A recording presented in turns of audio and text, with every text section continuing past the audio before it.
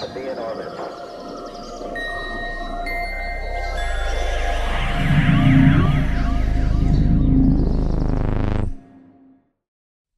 Happy holidays, everyone. Thank you so much for joining us for this episode. We're doing something a little bit different. We're just running up to the holidays, so we thought everyone's busy for interviews and things like that, so we thought we'd just review, essentially, what we've been doing up till now. A little bit of housekeeping first. We actually have our first upcoming live show on the 29th of December at 4 p.m. EST. We'll be having a few guests reviewing the year, and hopefully, you'll get some surprises and you'll have a good time. So if you're going to join us for that, make sure you grab your favorite beer and hop on and enjoy just a casual chat with us. We plan to take a short break in January, so we'll call this season 1 up until now. And we plan to return probably towards the end of January after a little bit of a break. We'll be recording interviews all throughout, and we've got some great guests. So I hope you guys are excited. Before kicking off, I just want to thank every single one of you who listens, supports, comments, and especially sends us fan art. I've been loving the fan art. I'm bowled over by the response, and I know Roz is as well. You guys gave us such a warm welcome, and we couldn't be happier to be finding our tribe and our people, But without further ado, let's get on to the highlights. So we started off the show with an interview with Richard Hatem. He is the screenwriter for the Mothman Prophecies movie. He also has his own podcast called Richard Hatem's Paranormal Bookshelf, which I highly, highly, highly recommend. It's one of my favorites. When Richard joined me, we spoke about all sorts of things, from writing the Mothman Prophecies to John Keel actually being a pretty funny guy and clearing up something I wanted to know on a personal level, that I found a note to Dan on the back of the original Mothman Prophecies manuscript in the Mothman Museum in Point Pleasant, and it said, Dan, the secret of the universe is on page, I think it was 60 something. But anyway, I know that's a joke now, and he's just a wind up. There was no page that, and me getting out of the cage would have been, or out of the case would have been a terrible thing to do in the museum. And I'll stop emailing them and asking them to check that page for me. Richard also spoke about some real practical advice for getting into the world of screenwriting and how to nurture your creativity. As a creative, I loved that. His analogy was about how you kind of identify the muse as a sneaky fox, and you create a situation where that fox is willing to come out of the woods to you and, feed your projects, whatever they may be. It was a really beautiful analogy, and I highly recommend you go listen to Richard say it instead of my butchered version. I just want to give a shout out to X Does It All over on YouTube, one of our very, very early champions, and the very first comment on this interview, actually. So thank you so much for sticking with us, for listening, and just your positivity. It means the world. My chosen clip for Richard is where he talks about time stuff, he calls it. He says time stuff is the scariest stuff, and it's all about predetermination and whether we have control or free will. It's a really interesting comment, and it got a lot of conversation kind of going around it. I'll stop talking. Here's the clip with Richard. So Keel's work, it returns to the idea of things come in through time, maybe. And he explains it. I'd recommend people go read his books, but there's one phrase that keeps coming up when he talks to experiences, which is they say they were asked, what is your time cycle, by the beings kind of coming from, wherever they're coming from. So what is your time cycle? What do you think that means? Like when you read Keel, what does that set off in your head? The time stuff is the scariest stuff. That to me is scarier than Bigfoot or ghosts. This notion that we don't understand time, and that time does not necessarily, or we have a limited understanding. Because the minute you start talking about time anomalies, precognition, precognitive dreams, things like that, it immediately almost becomes physically repellent because it contradicts our notion of free will. If a person is able to have an accurate dream or prediction of a future event that does come to pass, Where does our free will work in that? And then, because it's implying that, oh, everything is sort of predetermined. And so now it's just a matter of getting a glimpse at what's coming next on the next page. And if everything's been predetermined, who is it being predetermined by? And all of these things really mess with certainly my, notions of autonomy, free will, or even sort of, human, supremacy upon the earth. It's like maybe we're not. And of course, when people talk about their experiences with aliens, visitors, extraterrestrials, whatever you want to call them, it certainly does imply that there are intelligences far above us that sometimes make their presence known. And very few people come away from those experiences feeling great. They use phrases like, that thing looked at me like I was food, or, it looked upon me as we look upon insects, as something so far below it as to be inconsequential. And that, look, everyone knows I've got an ego, but we all do to a certain extent. We all almost need that to go through our lives and operate successfully and have a job and conduct relationships. If you spend too much time thinking about the fact that maybe we are cattle to another race of beings, that's not going to make your weekend go really great. Next up, I was honored to invite Maya Cowan onto the show, cultural anthropologist, PhD candidate, and a graduate instructor. She shared her family's history with paranormal experiences, and even all the way up to teaching one of the very first university courses on unidentified anomalous phenomena, which is kind of a big step, right? Maya makes the very important point that UFOs were seen long, long, long before the modern day. We always talk about in the community, we kind of have this slant towards, Western male experiences. But that's not the only people that experience it. Women have experiences. It's not just in the West, it's worldwide. And it's in history. So Maya brought a really good voice to Indigenous people's experiences of UFOs and how they pass that knowledge down through verbal histories. Maya also spoke about decoding languages, which is really important when it comes to the kind of UFO alien conversation.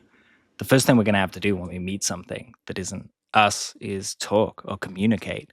So decoding languages is a really important part of this conversation.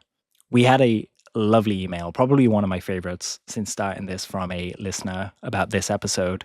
They enjoyed that episode on Indigenous Peoples Day. We didn't release it on Indigenous Peoples Day on purpose. It was a complete synchronicity, and it was wonderful because these particular listeners listened to it with their children, and it prompted conversation about Indigenous peoples, how they're treated, their place in the world today, their history, the history of America.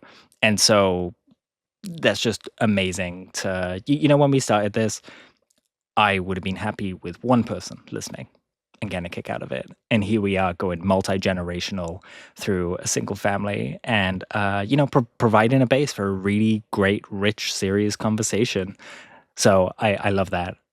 Thank you for sending that in. I won't say the name here because it came through email, but it meant a lot. So thank you. My chosen clip from this interview is about settler colonialism and kind of the ethics of space travel. People don't really think about this stuff, but obviously when we're going out into the universe, we kind of have to think about how we affect other planets. Can we carry microbes?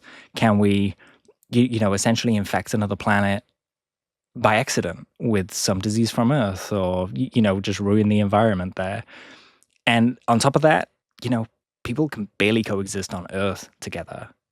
And so going out into space where the conditions, quite frankly, just want to kill you every second, and you've got this, thin metal tube around you, it puts people on edge. And so we kind of have to think about ethics of space travel in terms of how we treat each other, how we treat, different countries when they're in space, and how we treat something else if we encounter it there as well. So without further ado, here's the highlight from Maya. I saw that you wrote, I was looking at the course, that you're doing with the Coalition for UAP Um, Studies, and I saw that you'd written that UAP and space exploration sometimes mirrors the ideals of settler colonialism. Would you mind elaborating on that a little bit? yeah. So there's actually a really great issue of, I think it's the Journal of American Indian Studies or something like that. I would have to double check, but it certainly would be on the syllabus for that course that you'd be able to find that. And I think that this particular issue is open source as well, if people are interested in reading more about it. But there was a project through, I think it was just the SETI Institute a while back, where they sort of convened a group of Indigenous scholars from North America and asked them to basically write a statement on the ethics of space exploration from an Indigenous perspective, and Indigenous studies perspective. And in this original statement that they wrote, they were quite critical of it and said that it needs to be approached in such a way that you know we're not just looking at space exploration as, like, quote unquote, the final frontier. We're not just looking at it from the perspective of what we can potentially exploit from other cultures and other planets that we could think about visiting that would be potentially inhabited by life. And so, yeah, so they were quite critical in their original statement. There's also some politics around things, like one of the articles talked about, I believe it was an observatory that was built, like a telescope that was built in Hawaii, that was built Oh, on yeah. Indigenous land without permission, and how, there are sort of all of these pitfalls along the way of thinking about this sort of human future of answering the question, are we alone? And not only are we alone, but how could we potentially get to contacting these other cultures, these other planets, these other beings, supposing that we're not alone?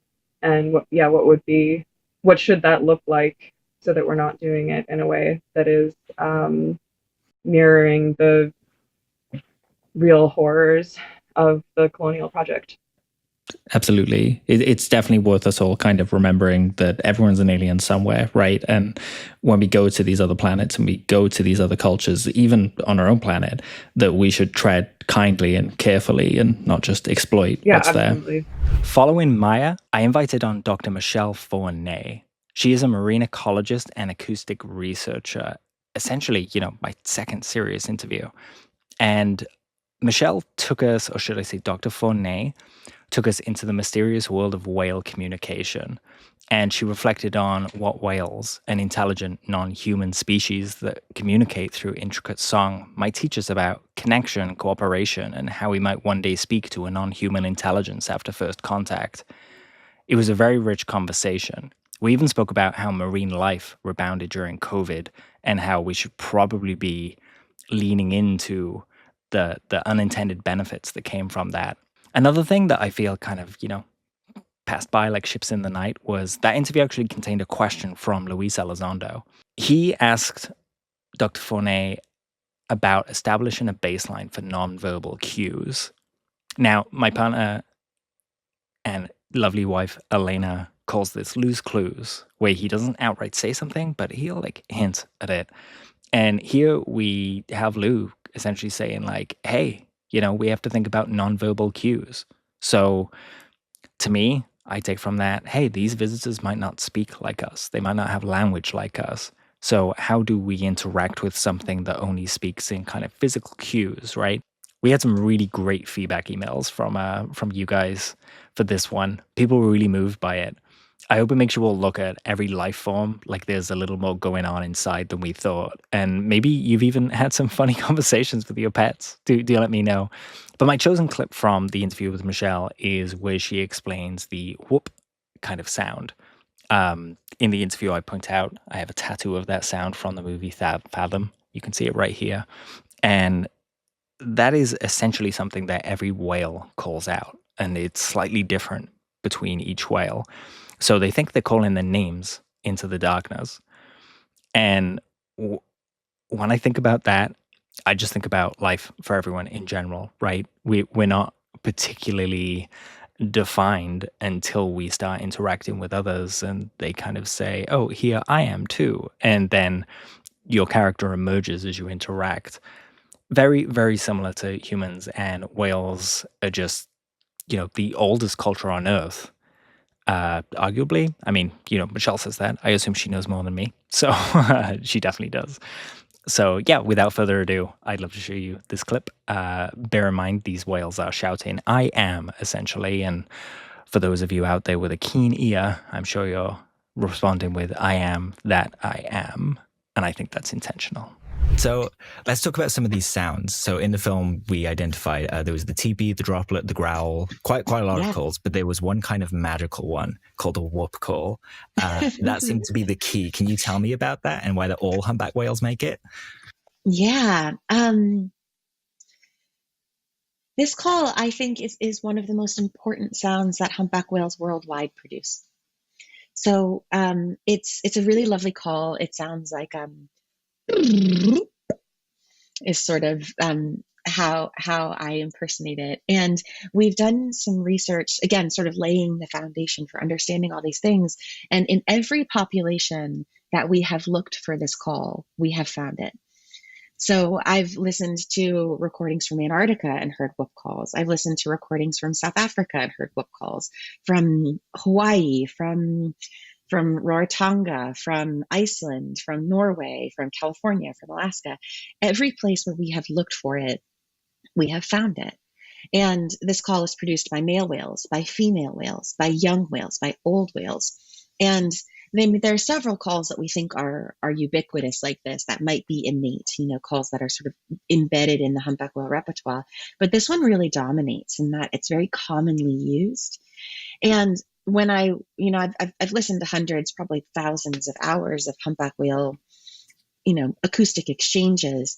And one of the things that myself and my colleague, Chris Gabriel, and her colleague, Lauren Wild, sort of noticed just by listening is that this call occurs in these counter calls, that you hear one, in a few moments you hear another one, and they're slightly different. And so we developed this hypothesis that this is a contact call. This is a way that a whale would find and identify another whale. So kind of like yelling Marco Polo. Yeah, a little bit like Marco Polo, a little bit, exactly. And the other thing that we're working on now, and I'm actually headed to Alaska in just a few weeks to dive into this, is this concept of voice. Can you tell the individual by the sound of their voice? And if so, is this the right call to find it? If all whales are producing this call and whales use this to counter call back and forth with one another, if there is embedded this concept of voice, it means that whales might be using this call to identify one another. And what we know, and there's actually some new research that just came out that demonstrates that humpback whales in Alaska, they form relationships that last for decades. And different whales spend time in sort of in different communities. And how do they find each other? If you're going to maintain a relationship underwater where light travels a very short distance and sound travels very, very far, it makes sense that if you're trying to find someone that that you'll do so through sound. And so I think that this whup call is the whale's way of maintaining contact with one another. And it also just shows up everywhere when you listen. And it's a wonderful sound to hear. And so it made sense when we're trying to understand this system of communication to start there, to start with the foundational. You said earlier in this conversation that part of what science does is to recognize the unusual, to find the weird. And so much of science and a lot of society is about identifying the rare and the precious. And I do the opposite of that. I want to understand the most mundane humpback whale behavior there is. I want to know what these whales do every single day without even giving it a second thought. I am much less interested in the anomalous, and I want to be able to perceive the world from the perspective of these animals, which means understanding their ordinary behavior. After Dr. Fournet, I got to have a conversation with Sarah Gam. She is an ex-unidentified anomalous phenomena task force analyst for the DoD. She also works at other places, kind of in the government, doing signals analysis, which makes her very well suited to analyzing the data from potential UAP. She took us from her roots as a fourth-generation Missouri farmer to unraveling all the mysteries of UAP in the intelligence community. She cleared up a lot in this interview. She addressed the furor around the jellyfish video that Jeremy Corbell brought out and the assessment that the UAP task force had that it was prosaic. And it turns out the interviewer where this kind of happened actually, mixed two videos up and it wasn't clear. And so her answer wasn't super clear. She also cleared up her actual role with the task force because some people in the community have been badmouthing her, sadly. She does speak about that, and it's kind of emotional when she does. You can see that it's affected her deeply. I really love the part where Sarah talked about her anxiety in coming out in James Fox's The Program, which is the first time she spoke about the work she did with UAP. That particular clip in the movie sat with me because you can just see it on her face that she's almost taking a run up to say, yes, I worked on UFOs for the US government and we are not alone. Sarah also shared with us, and this was new to me, having watched all of her other interviews, an encounter with a blue being in her bedroom, which was startling. Highly recommend you go watch that. She also explained the difference between psychics and mediums, how to protect yourself when doing that kind of work, and also how to find peace in this chaos. This episode also had a kind of emergence of one of our superfans, Cyan Kassar from Malta. Cyan has been such a big supporter of everything I've done, and he comes out swinging, with positivity. He commented on this one, everyone and everything is connected. Cyan, I couldn't agree more. He's first on every video's comment pretty much, and quite frankly, I owe him a drink. But the highlight of this interview for me was Sarah's reaction when I showed her a video from Ocean X, where an oceanographer was talking about meeting aquatic life down in the ocean, and he describes them, and it makes me think of the abyss and the creatures from the abyss. And yeah, you get to see Sarah's response live when I show her that. So enjoy the response. I'm going to show you a video now. We're going to go from something serious to something fun. It's not a UFO video. I'm not going to show you a UFO video and ask your opinion. It's something that someone from Ocean X said many, many years ago. And this video, whenever I find it online, it disappears and I can never find it again. So I saved it and I just have it kicking around to look at every now and then and kind of go, whoa. So I just wanted to show you and just get your thoughts on whether there was any crossover with the kind of USO kind of subject, the unidentified submergible object. I think in the ocean I have come across potentially beings from another heavenly body that are more highly advanced than humans. My name is Lou Lamar. I'm an underwater director of photography for National Geographic and for Ocean X.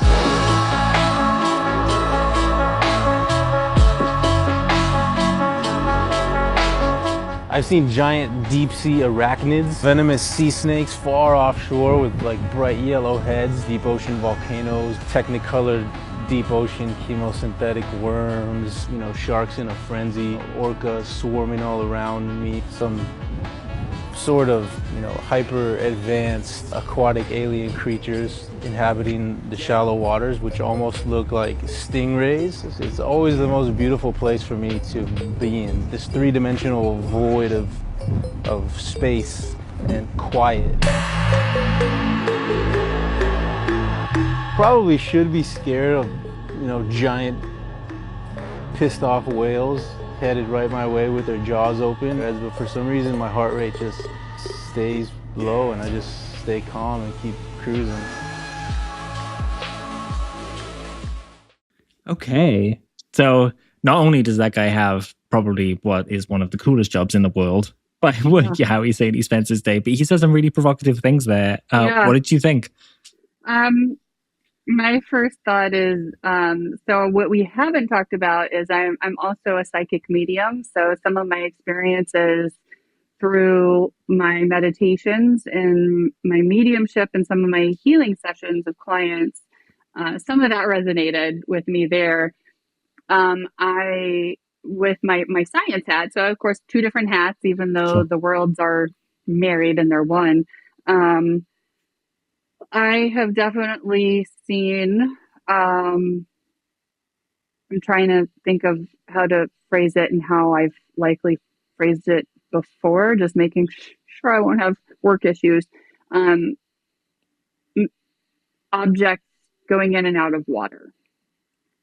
So yes, from both hats of mine, from a spiritual aspect and then a scientific aspect. Some of that resonated.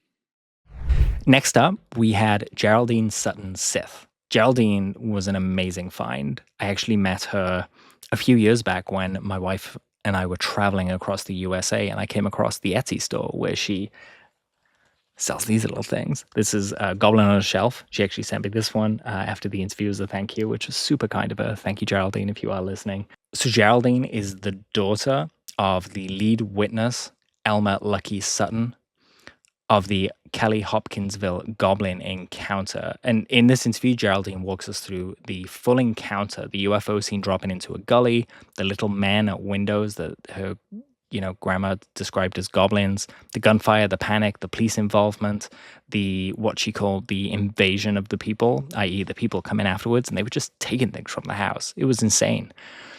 Really quite harrowing just on that level without the alien stuff. But she also shared new details. I'm really interested in this case, and I'm surprised that I didn't know these before, but it's very cool, and it just goes to show there's always something to learn. She shared some details about a glowing liquid that you could only kind of see glow when you were far away from it. That was found by the police and supposedly came from one of the creatures being shot. She also shared some new evidence referring to a ship retrieval, a crash retrieval. So this is a bigger story than it initially appeared. And new details are kind of still being found about it now. And Geraldine makes that point, that they thought they had this nailed down way back when, but they're just finding so much stuff, missing witness reports, proof that police weren't filing the reports they were taking from this family. We had a wonderful comment from Courtney9358 over on YouTube, who said, "This story has always fascinated me, but at the same time, I'm fascinated by it. I'm so glad you had Geraldine on and tell some new information I had never heard before." I couldn't agree more, Courtney. And yeah, amazing to have her on. I'll have her back on in the future as well to share any new details and things like that. But just so you all know, right after the interview, I actually put Geraldine in touch with David Mahler, who runs the National UFO Archive in the USA. So he has a lot of clippings and original evidence and investigation things in the archive that Geraldine hasn't seen. And Geraldine has a lot of stuff that he hasn't seen as well. The highlight from this one for me was where Geraldine shared an amazing new piece of info she found where her dad, Lucky, said that you couldn't see the goblins in the light. The implications from this are mind-boggling. So when you pointed a torch at the goblins, they were invisible. But when you put the torch away, you could see their silhouette, which is really strange. But anyway, go listen to Geraldine tell it, and then come back and email me your ideas about it. Are there any implications from the fact for you? I'd be really, really curious to hear. So here you got this caravan of cars going out to Little Kelly in the middle of the night. About 25 people in all. So here they are pulling up in the driveway everywhere they can be. And they get out, and it feels funny. It's eerie feeling. Something has certainly went on here. There were shotgun and rifle shells all over the ground outside, shotgun and rifle shells all over the inside of the house. The woodwork and the screens were shot. Clearly, something happened here, but what? They searched. They couldn't find any bodies. They couldn't find any blood. They did see, one of the police officers' cars did see a puddle of glowing substance by the post where they had shot that one at. So the first thing they did was get out and run to check that out because it was glowing. And when they got to it, it wouldn't glow. The only time it would glow is if you would walk away from it from a distance, you could see the glow. They called the chief over there, and Chief Greenwell came over there and looked at it. And sure enough, he could tell a difference. When you looked straight at it, there was like a spot on the ground that was different from the area around it. So what was it? Don't know. So anyway, they searched and searched, couldn't find anything. Finally, the chief went to my grandmother and told her, "Listen, Miss Glennie, I'm so sorry, but there's nothing we can do. There's nothing here. No blood, no bodies, no limbs, no feathers, no fur, nothing to show that you did shoot anything." So they left. Our final interview of the season was the great and legendary Stanton Friedman, nuclear physicist and ufologist, probably the ufologist, or at least one of, right? Friedman spent his life challenging the narrative surrounding UFO sightings and government secrecy. He made the point that UFOs are real and they should be studied by science. Bottom line, this particular interview was from 2016. Roz filmed it herself at a UFO expo in Canada. And there are a few more interviews to come from this as well. We have quite a cool little batch that Roz kept. And yeah, we're very, very lucky to have them, especially someone like Stanton Friedman. I'd love to talk to him for real, but unfortunately, he did pass away in 2019. Rest in peace, Stanton. In the interview, Stanton spoke about what we should keep in mind when studying UFOs. He also spoke about how recent advances in science help us. And I find that really interesting because when I think of someone like Carl Sagan in the 80s saying that alien life doesn't exist, he literally had no idea exoplanets exist. Now we have instruments up there and a website I can go check right now, and it tells me there are 5,000 plus exoplanets. And a small percentage of those are in the Goldilocks zone that supports life as we know it. And I think we have to remember that. You're speaking within the confines of the knowledge that's been created around you. David Pierce, who actually joined us for his Contact episode titled It Follows, episode 13, highly recommend you go listen to it because David tells his story so well and you really get an idea of the impact on people. But he commented on this. He said, "Stanton was a true gent and a pioneer in the field." Great video. And David, I couldn't agree more. He was an absolute pioneer. And people look over his work these days for, the work of people like George Knapp, Jeremy Corbell, various other people, outlets, channels that kind of cover this stuff. But they don't go back and kind of see what Stanton had to say, and they should, because he knew his stuff. He's a nuclear physicist. If we want to talk about the nuclear connection with UFOs, if we want to talk about the nuclear propulsion system that Bob Lazar kind of says, exists in these UFOs, then we have to listen to people like Stanton, a nuclear physicist who was happily a ufologist and would just bring gravitas and logic and detail to the discussion. My highlight from this interview is the bit right at the end where Stanton talks about how positive first contact could be. He mentions that, sure, we're kind of, humans like war and, there's a lot of violence here, but that doesn't mean that any visitors are going to be that way. All of our social constructs, even arguing over the definitions of male and female, might not even exist on another planet.